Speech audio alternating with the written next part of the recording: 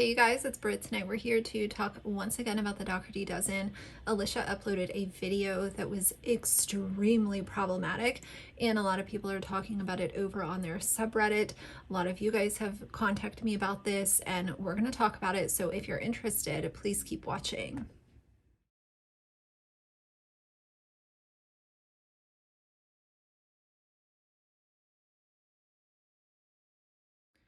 All right, you guys, so if you're clicking on this video, I'm sure that you're very familiar with the Dougherty Dozen.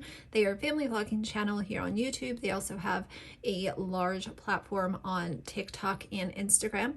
TikTok is kind of where they gain most of their following, and then it kind of, followed over to YouTube where they're uploading more recent content.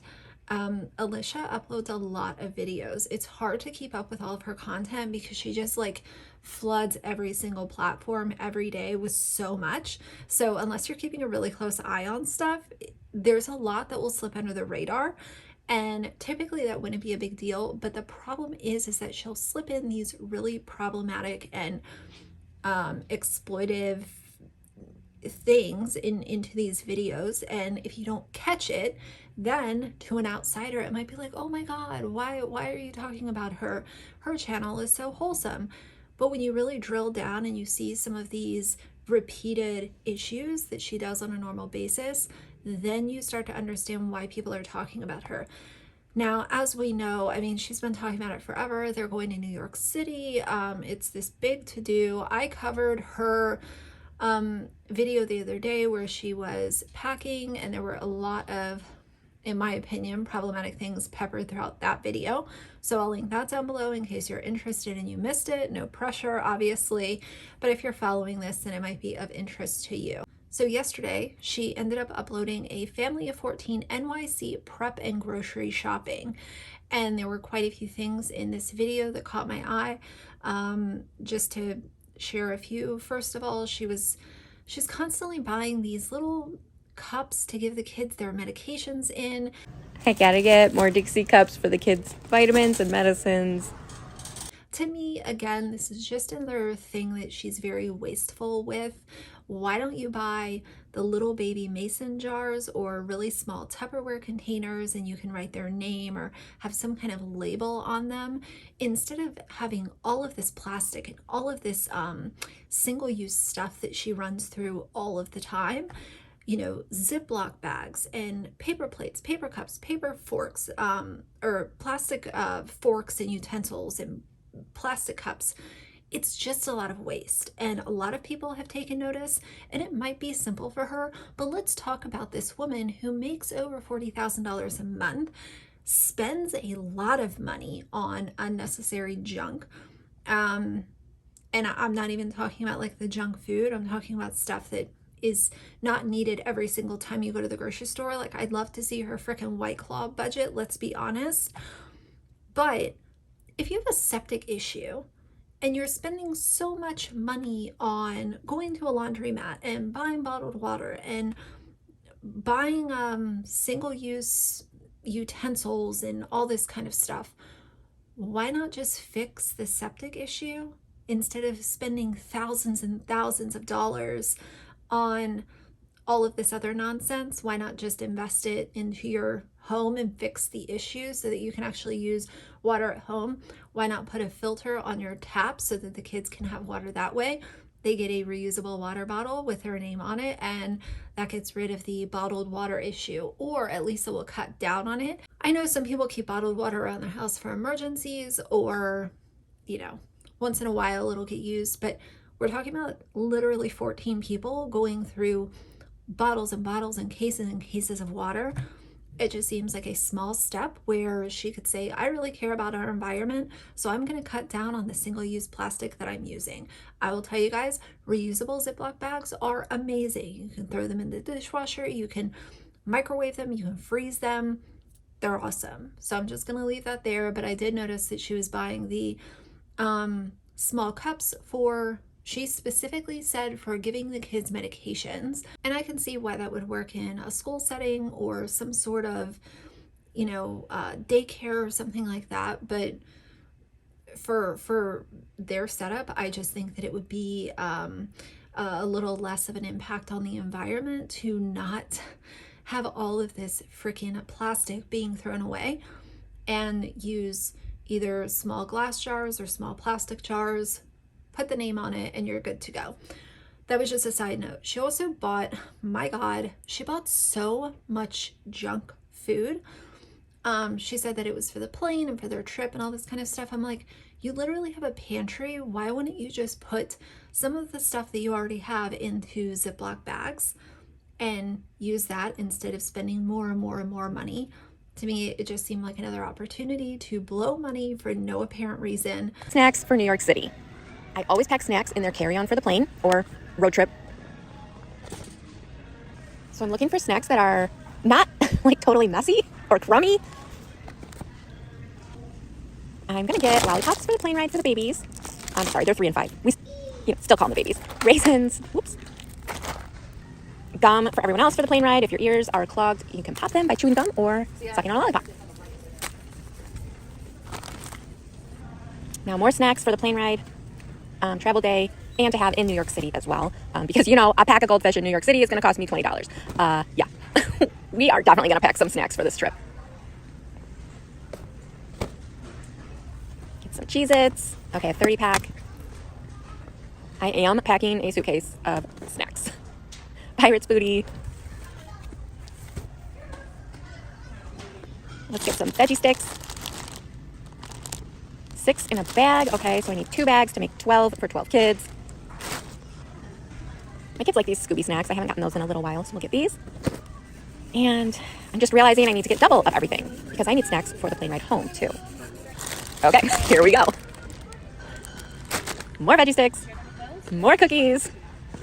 So I'll pack these in the suitcase to pack in their carry-ons for the plane ride home. Snacking kids are happy kids. From the marker for everything comes the pen for everything else. More Scooby snacks. I think I'll get some of these frosted animal crackers too. Okay, 6 to a box, so I need 4 boxes. Doing math so early in the morning. Gotta get Harley and Bodie their Cheetos.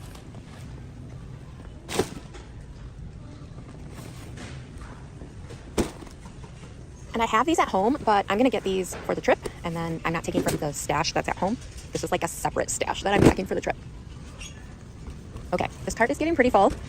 Same thing with medications. It was like, oh, well, we have this medicine at home, but I don't want to use our home supply, so I'm going to buy small bottles. Why not just use your home supply? That's what it's for, and put them in small travel containers. They have these great things. They're called reusable travel containers, and you could just go about it that way. Okay, I also pack a whole dang pharmacy whenever we go away because it never fails. Somebody's gonna have a random allergic reaction. Gotta bring Benadryl. Zoe and her allergies will probably flare up. Gotta get that. Let's see what else. I should bring some children's medicine because I feel like if I bring it, then nobody will get sick, right? Like that's what will happen. We're gonna bring some chewable ibuprofen, some liquid ibuprofen, and they're out of the chewable Tylenol, so we'll get some liquid Tylenol. Yeah, better safe than sorry. And then I normally have these giant family packs of aspirin at home. I don't want to pack that, so I'm going to get some little travel bottles to pack in my purse, have on hand for the bigger kids and Josh and I, just in case. Ibuprofen and Tylenol.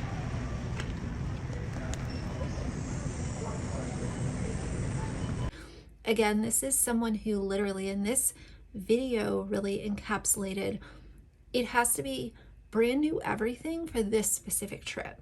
It's not using anything that we have at home. It's just like buying literally everything brand new. It was absolutely insane.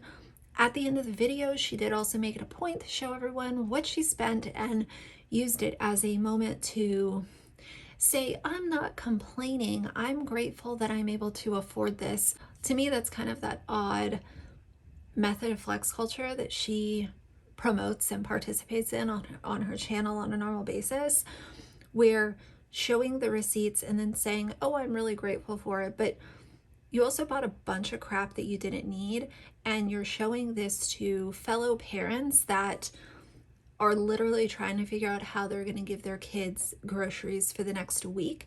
Like, I'm not complaining. I am thankful that I'm able to afford toiletries for my family, is what I'm saying.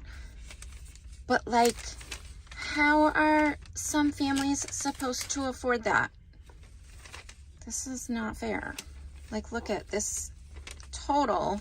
Okay, granted, I did get stuff for the clam bake and I got the crab legs, but look at the total. That is because of, there it is. Gotta load that into my Fetch app. So to me, in her shopping hauls, at least on YouTube, this is not something that she's always done. And I think that it's gotten to a point where with her bad shopping habits and the amount of money that she's making, shopping is a lot of her content, and it just gets bigger and bigger and bigger and bigger as her income goes up and her views go up.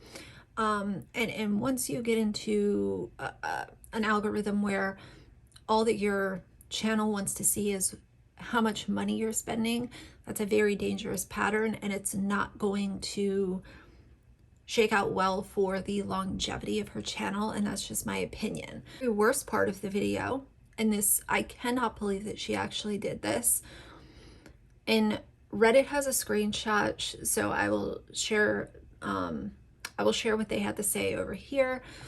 But they said, no freaking way, Alicia just revealed to hundreds of thousands of people that some of her kids battle with incontinence. And have to wear depends because of their FAS, which is fetal alcohol syndrome, and put it in a People magazine article. Any respect I had left is now gone. This is such an invasion of privacy. And there's all kinds of comments over here. I wanted to read one of the comments from the video, but I'll throw it right here. You guys can read it. It was something along the lines of like applauding her for destigmatizing talking about this kind of stuff. Let me tell you guys something. That's none of her goddamn business to tell all of the people on her social media like YouTube and TikTok what her children might be suffering, whether it's physical health or mental health. This is the biggest issue that I've had with her, and the shit that comes out of her mouth on a normal basis is she's constantly talking about their health struggles, all the good things that she's done for them related to their health struggles. Look at me, I'm such a savior. Birth parents bad, me good. That's her mentality. And if you guys can't see that by now, I'm not sure what to tell you. When parents go to this extreme to share such a piece of information that is so deeply embarrassing and potentially could lead to the children being teased, because let's be honest, all that you have to do is look at the size, and people can correlate because they know the kids off the back of their hand. All they have to do is tie it back to which child or children this could be related to, and that child could face bullying at school. They could start getting really hateful comments, because let's be honest, these kids have devices. They're on TikTok and YouTube in the comment section of their own videos. You can't tell me that they're not. So then they're seeing people on the internet talk about them and their health issues because Alicia opened her big fucking mouth and decided to use it as part of content. There's no reason that part should have been included in the vlog.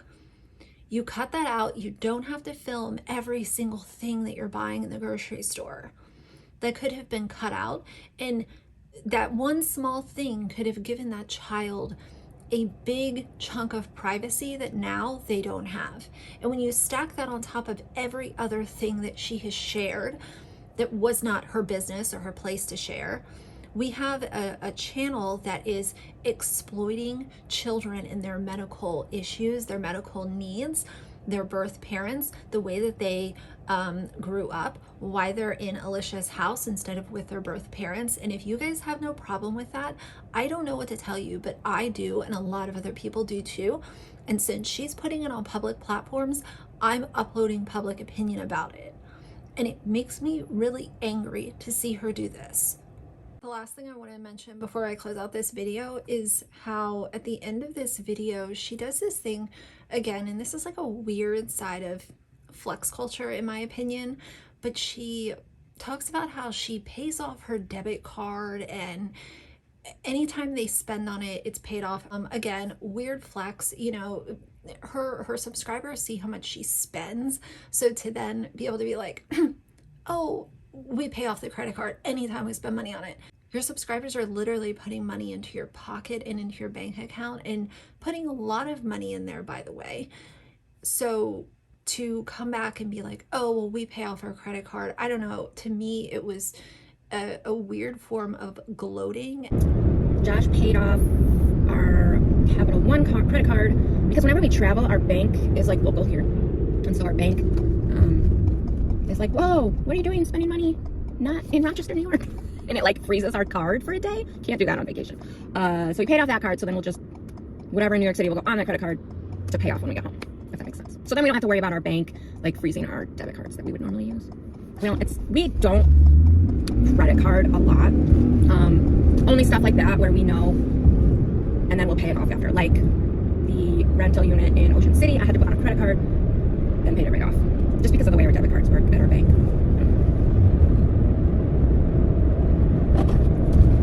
I do not think we're going to get to church today. Anytime I hear that, I automatically think of the person that's on the opposite side of the screen who, again, might not be able to even come up with their minimum payment on their credit card. And here they are watching you spend $1,700 at Wegmans in one sitting. That was for one trip. That's more than a lot of families spend in an entire month on their grocery bill. And of course, I'm talking about just groceries. I know that other stuff, you know, is expensive, but $1,600, that would literally feed a family of 4 easily for a month. I'll say what I've said before. If you watch her videos and you think in the back of your mind, like, you know, oh, well, why can't I spend that? Or if it makes you doubt what you're doing for your kids because you're not buying them, you know, something that she's constantly talking about, unplug from her channel. There are so many other, one of you guys asked me, who do you suggest as like a more practical kind of channel, kind of like Alicia's? And Frugal Fit Mom is really good. She does a lot of budget grocery stuff and like how to, you know, how to do dinner for under $10 or how to eat for $50 for a whole week, like that kind of stuff. It's super practical. And I always feel good watching her videos, and I also get a lot of ideas on how to, you know, maybe cut corners and save a little bit of money on stuff. So I'll link her channel down below, but I'm just not into this. I'm not into the gloating. I'm not into the $1,700 hauls. And to know that she's made that money, this is again the core of the problem, is she's made that money by exploiting these poor kids that were adopted. Her, you know, I know that she has bio kids, but you're exploiting their stories to fund your, what I think is a bad shopping habit. So either way, I'm not here for it, but I wanted to add that before I close the video out. By her doing this, she's not destigmatizing or normalizing or being any kind of, you know, advocate. She is showing everyone that she doesn't give a fuck about her kids' privacy. This is not advocacy. If you're an advocate for your children, you protect certain pieces of their life from the internet. You don't use them for content. In my opinion, I think that she shows every single little thing that she buys because she wants to be sponsored by some of these companies. She will take anything she can get for free because that gives her more money to spend on nonsense bullshit, and that's my opinion. And I've said before, if Wegmans comes out and decides to sponsor her channel, I'm gonna be pissed, because then that's them saying we're co-signing her and what she's doing with these kids. I really hope it doesn't happen, but I think she's really trying hard for a Wegmans sponsorship. I opened the link to the People article regarding the interview that she gave in August of 2020, and People magazine should be ashamed for publishing this article and leaving it up. There are so many small pieces of information peppered through this article about many of her kids that do not belong on the internet. They don't belong in a magazine. They don't belong. These things are for these kids to share down the road if and when they want to. And if they do, fine. If they don't, that's fine too. But instead, Alicia used this as a publicity opportunity. She used it as an opportunity to say, oh, look at all the great ways that we're parenting these really, quote, difficult children. That's the way that she comes off. She's constantly putting herself on this, oh, well, we have it difficult. We took in kids that, quote, nobody else wanted. And I'm quoting just in case you guys are listening and not watching, which is fine. But talking about their tantrums and their aggression, behavioral issues, none of this is her story to tell. She said, we became known as the parents that could handle the difficult behaviors. Bravo, Alicia. Do you want a trophy? I'm still waiting on mine for being blocked from your Instagram. And her husband was quoted as saying, we figured if we're already doing this for one kid, what difference will another make? Says Josh, a lower school special education teacher and middle and high school coach. The thing that's different about it is, aside from it giving y'all more money and more attention and more stories to exploit, it also takes away from the amount of attention, undivided attention that each kid gets. So it's being divvied up between now 12 kids instead of, say, 4, 5, 6, or 7. 12 kids is a lot to literally have, one parent that works outside of the home, and then, a single parent, even with siblings and stuff. And that's not even touching on the issue of them needing, some of them needing an advanced level of care and attention. And all kids need care and attention, don't get me wrong, but you guys probably know what I'm talking about when I'm referring to things like autism or other things that they might be dealing with. She said, we get told all the times by friends and family that we're too strict, says Alicia, but that's the type of parenting that these kids need. But then later on, she wants to call her house the fun house. And I guess by what she means as the fun house, she means, they get potato chips and lollipops whenever they want. To me, using food as a way to babysit children or distract them is not the way to go about it. And I know a couple people have gotten on me about, oh, well, a lot of times with situations like this, food is a really sensitive thing, and I understand that, but if you're parenting and you're the caregiver, it also doesn't mean that they can just go through the whole day on numerous bags of Doritos and, cakes and cookies. They need some sort of balance, which is also important, and not balance in processed foods either. But that's just a side note. Again, I'm not a nutritionist. I am just someone who, doesn't look at Doritos and cake pops as something that should sustain a child's diet for an entire day or more. And that's my opinion. I'm allowed to have it. So either way, I'm a little fired up about this. I'm going to close this video out. Tell me what you guys think. For now, if you like the video, please leave a like and a comment. And if you'd like to see more from me in the future, please subscribe. I'll see you guys soon. Bye.